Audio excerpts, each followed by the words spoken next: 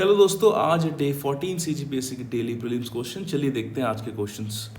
पहला क्वेश्चन है, arrange the following countries on the basis of human development index 2022 in descending order. Descending order का मतलब ये है कि सबसे अच्छे countries in terms of HDI से लेके रिलेटिवली कम अच्छे एचडीआई वाले कंट्री पे जाना। तो ऑप्शन पे देखते हैं। पहला है जापान, हांगकांग, रशिया, ऑस्ट्रेलिया। एक बात तो पक्की है कि सबसे टॉप में रशिया और ऑस्ट्रेलिया नहीं होंगे, जापान या हांगकांग हो सकते हैं। तो जो भी ऑप्शन अगर 2 से स्टार्ट हो रहा है या 4 से स्टार्ट हो रहा है उसको आप काट सकते हैं। फॉर एग्जाम्पल इस ऑप्शन को हमने काट दिया, इस ऑप्शन को हमने काट दिया। अब हमको सोचना है कि जापान और हांगकांग में कौन सा फर्स्ट आएगा, क्योंकि जिस प्रकार से ऑप्शन अरेंज है, अगर हमको पता है कि इनमें से सबसे बेहतर एचडीआई रैंकिंग वाला कौन सा कंट्री है तो ये क्वेश्चन सॉल्व हो जाएगा। जैसे हम देख सकते हैं कि यहाँ पे जापान आ रहा है और यहाँ पे हांगकांग आ रहा है। तो मेरे लॉजिक के हिसाब से Japan is a big country और हांगकांग का जो सिस्टम है, भले ही वो चाइना में है, लेकिन इसका सिस्टम जो है वो डेमोक्रेटिक है और इसका एचडीआई इंडेक्स यूजुअली हाई होगा कंपेयर टू अ कंट्री। क्योंकि एक तो बात तो ये है कि रीजन छोटा है, दूसरा ये है कि ये चाइना में है लेकिन इसका सिस्टम अलग है गवर्नेंस का। तो I will go with Hong Kong और इसका आंसर मेरे हिसाब से आना चाहिए सी, अगर मैं लगाता तो, और यही इसका आंसर है। क्वेश्चन नंबर 56 देखते हैं। Who among the following have signed the agreement to resolve Assam Meghalaya border dispute in March 2022। जो असम मेघालय बॉर्डर डिस्प्यूट था वो न्यूज़ में था क्योंकि वहाँ पे फायरिंग हुई थी पुलिसमैन के बीच में। तो ये ऑप्शन शायद उसी कॉन्टेक्स्ट में पूछा गया है यहाँ पे। मुझे जहाँ तक याद आ रहा है अमित शाह जी वहाँ पे गए थे एंड चीफ मिनिस्टर थे दोनों स्टेट्स के। तो मैं अगर होता तो मैं इसका आंसर शायद ये मार के आता, union home minister, chief ministers of Assam and Meghalaya. लेकिन अब वही बात है कि जैसे सीजीपीएससी में दावापत्ती होते रहती है, बहुत सारी चीज़ें होते रहती हैं, लोग छोटे छोटे वर्ड्स को पकड़ के, फॉर एग्जांपल नॉमिनेटेड और अपॉइंटेड, इन दोनों वर्ड को लेके एक क्वेश्चन डिलीट हुआ था सीजीपीएससी के प्रीलिम्स में। आई डोंट नो 2020 का था या 2021 का था, कि नॉमिनेटेड और अपॉइंटेड इस प्रकार के टेक्निकल वर्ड्स को लेके यहाँ पे दावापत्ती लग जाती है कभी कभी प्रीलिम्स क्वेश्चन में। तो जहाँ तक मैंने न्यूज़पेपर्स पढ़े हैं, मुझे अमित शाह जी दिखे दोनों चीफ मिनिस्टर्स के साथ, तो मुझे लगा कि ये सही आंसर होगा। लेकिन फिर मैंने देखा कि यूपीपीएससी ने क्या आंसर लिया, तो यूपीपीएससी ने आंसर लिया है chief ministers of Assam and Meghalaya. क्योंकि हो सकता है वो टेक्निकलिटीज़ में हो रहे होंगे कि अमित शाह जी के प्रेजेंस में दोनों चीफ मिनिस्टर्स ने साइन किया है ये पर्टिकुलर चीज़। ठीक है, होम मिनिस्टर के प्रेजेंस में chief ministers of both the state ने साइन किया है, तो शायद उस कॉन्टेक्स्ट में इन्होंने इसका आंसर लिया chief minister of Assam and Meghalaya. Frankly बता रहे हैं कि ये वाला ऑप्शन हो सकता है कि मेरा गलत हो जाता, लेकिन ठीक है, इतना चलता है। It's good thing that we are reading newspapers और ये फैक्ट यहाँ पे काम आ गया।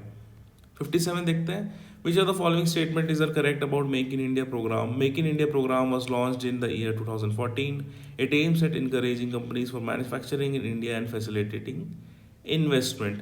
देखिए, इन दोनों को अगर मैं पढ़ रहा हूँ तो मुझे ठीक ही लग रहे हैं स्टेटमेंट, और जिस प्रकार से मैंने आपको एडवाइस किया है to always choose a more inclusive option, तो यहाँ पे बी को आप चूज़ कर देंगे तो आपका ये क्वेश्चन बन जाएगा। क्वेश्चन नंबर 58 में आते हैं। Consider the following events of the reign of Aurangzeb and arrange them in chronological order. ये दिए हुए हैं। अगर मैं इसमें अपना नॉलेज निकालता और थोड़ा सा टेक्निकलिटीज यूज़ करता, तो इसमें जैसे इसने बोला है कि following events in the rain of Aurangzeb, Aurangzeb के शासनकाल की निम्नलिखित घटनाओं पर विचार कीजिए। अगर शासनकाल की बात होती तो मुझे थोड़ा थोड़ा जो याद आ रहा है घटना चक्र क्वेश्चन सॉल्व करने से, कि इन्होंने शायद दारा शिकोह के साथ बैटल ऑफ धर्मात लड़ा था, उसके बाद से इनको थ्रोन मिला था। तो शायद मैं फोर्थ वाले इवेंट को सबसे पहले लगता, क्योंकि यहाँ पे दिया हुआ है उनके शासन काल में निम्नलिखित घटनाओं को, तो मैं शायद फोर्थ को पहले रखता। तो इसका आंसर मैं ए मार देता, लेकिन ये गलत हो जाता क्योंकि इसका असली ऑप्शन है ऑप्शन डी। सिमिलरली 59 क्वेश्चन पे आ गया, हाईली टेक्निकल क्वेश्चन है। साइनोवैक गिवन फॉर कोविड-19 is a mRNA vaccine, non replicating viral vector, whole virus vaccine, या वो है एक प्रोटीन सब यूनिट। देखिए, बहुत ही ज़्यादा कॉम्प्लेक्स क्वेश्चन है मेरे लिए एटलीस्ट, तो मैं तो इस क्वेश्चन को शायद अटेम्प्ट नहीं करता, क्योंकि यहाँ पे जो भी चीज़ें लिखी हुई हैं बहुत ही स्पेसिफिक है, एंड अगर आपको पता है तभी तुक्का काम करते हैं। तो I would have left this question, क्योंकि सही आंसर बताना है तो इसका आंसर आएगा सी, होल वायरस वैक्सीन। तो आज देखते हैं किस प्रकार से हमने डील किया है क्वेश्चंस को। ये वाला क्वेश्चन हमने करेक्ट कर लिया है, सॉल्व कर लिया है इस क्वेश्चन को 55th को। 56 क्वेश्चन हमारा रॉन्ग हो गया था बिकॉज ऑफ अमित शाह जी को इंक्लूड किया था हमने यहाँ पे। 57th is correct. 58th हमारा रॉन्ग हो गया था क्योंकि हमने बैटल ऑफ धर्मार्थ से इनके शासनकाल की स्टार्टिंग को अज्यूम किया था, और 59 क्वेश्चन हमने छोड़ दिया था। तो ये वाला पेज थोड़ा सा डिफिकल्ट पेज था फ्रॉम माय पर्सपेक्टिव। यहाँ पे सिर्फ 2 ही क्वेश्चन हम बना पाए। वन वाज ये अरे ह्यूमन डेवलपमेंट इंडेक्स, दूसरा था 57th जो हमने करेक्ट किया है। बस इन 5 क्वेश्चंस में हम लोगों ने सिर्फ 2 ही क्वेश्चन बनाए। ऐसे होता है एग्जामिनेशन में भी, कुछ पेजेस होते हैं जो आपको पूरे बन जाते हैं, कुछ होते हैं जो नहीं बनते, लेकिन उसमें दोनों में ही घबराने की ज़रूरत नहीं है। At the end of the day वो ये नहीं देखेगा कि कौन से पेज से कितने क्वेश्चन बनाए।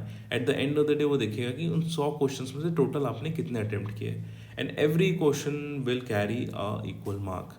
फॉर एग्जाम्पल, अगर किसी को पता है कि साइनोवैक क्या है एग्जैक्टली तो इसका मतलब ये नहीं है कि he will gain 4 marks in a 2 marks question. इसको भी 2 ही मार्क्स मिलेंगे। हो सकता है यहाँ पे वो एलिमिनेट नहीं कर पाया हो ये मेक इन इंडिया प्रोग्राम को, और यहाँ पे हमने लॉजिक से इसको बना लिया। हो सकता है कि वो वाला क्वेश्चन नहीं बनाया हो उसने, क्वेश्चन नंबर 55 का, क्योंकि उसको लग रहा हो कि बहुत स्पेसिफिक क्वेश्चन है, नहीं कि लॉजिक से हमने बना दिया। तो जहाँ पे वो नॉलेज से 2 नंबर गेन कर रहा था, वहाँ पे हमने नॉलेज से लॉजिक से 4 नंबर गेन कर लिए। तो मेहनत से 2 नंबर आ रहे हैं, लेकिन अगर आपके लॉजिक से उससे ज़्यादा नंबर आ रहे हैं तो I think this is very smart approach, कि जहाँ पे कोई मेहनत करके 2 नंबर आ रहा है वहाँ पर अपने स्मार्टनेस दिखा के 4 नंबर ले जा रहे हैं। तो प्रीलिम्स हमेशा यूजुअली ऐसा होता है कि जो लड़कों के पास बहुत ज़्यादा नॉलेज होता है उनका कभी कभी प्रीलिम्स रुक जाता है, और ऐसे लड़के बाजी मार जाते हैं जिनका एक क्रिटिकल और एनालिटिकल रीजनिंग बहुत ही स्ट्रांग होती है। तो यही एक चीज़ है जो मैं डिलीवर करना चाहता हूँ इन लेक्चर्स के थ्रू, और आशा करता हूँ कि आप लोग धीरे धीरे उस अप्रोच को सीख रहे होंगे। कल के क्वेश्चन देखते हैं। Question number 60, 61, 62, 63, 64, 65, 66, 67 highly factual question है जहाँ तक मैं ऊपर से देख पा रहा हूँ। इनको मुझे आइडिया नहीं कि आप लोग कैसे टैकल करेंगे। कल देखेंगे कि इनको मैं कैसे टैकल करूँगा, क्योंकि लेक्चर रिकॉर्ड करने के जस्ट 2 मिनट पहले ही मैं सॉल्व करके देखता हूँ कि इसके क्या आंसर्स आ रहे हैं, एंड हमेशा आपको एक ट्रू पिक्चर रिप्रेजेंट करने की कोशिश करता हूँ। मैं बिल्कुल भी ऐसा आंसर की देख के फिर उसके हिसाब से लॉजिक बैठा के चीज़ें को डील करने में बिलीव नहीं करता हूँ। मुझे एज अ स्टूडेंट पता है कि किस प्रकार की रियल टाइम सिचुएशंस आती हैं जहाँ पे it becomes very difficult to even attempt a question. तो मेरा जो यहाँ पे ऑब्जेक्टिव है, प्राइमरी ऑब्जेक्टिव, वो ये है कि रियल टाइम सिचुएशन में एग्ज़ाम के उस प्रेशर में जो आपको पता है कि एक बबल फिलअप करने से, सही फिलअप करने से या गलत फिलअप करने से आपका 1 से 1.5 साल का जो साइकिल है वो बढ़ सकता है। उस प्रेशर सिचुएशन में हम लोग किस प्रकार से हैंडल करेंगे क्वेश्चंस को, उनका एक true case, true real time scenario deliver करना ही मेरा ऑब्जेक्टिव है। आशा करता हूँ कि ये सब लेक्चर्स आपको बहुत ज़्यादा मदद कर रहे होंगे। थोड़ी सी आपको और मदद चाहिए तो ये मेरे CGPSC मेंस की स्ट्रैटेजी वीडियोस की प्लेलिस्ट है, इसको स्टडी IQ एजुकेशन में आप जाके एक्सेस कर सकते हैं।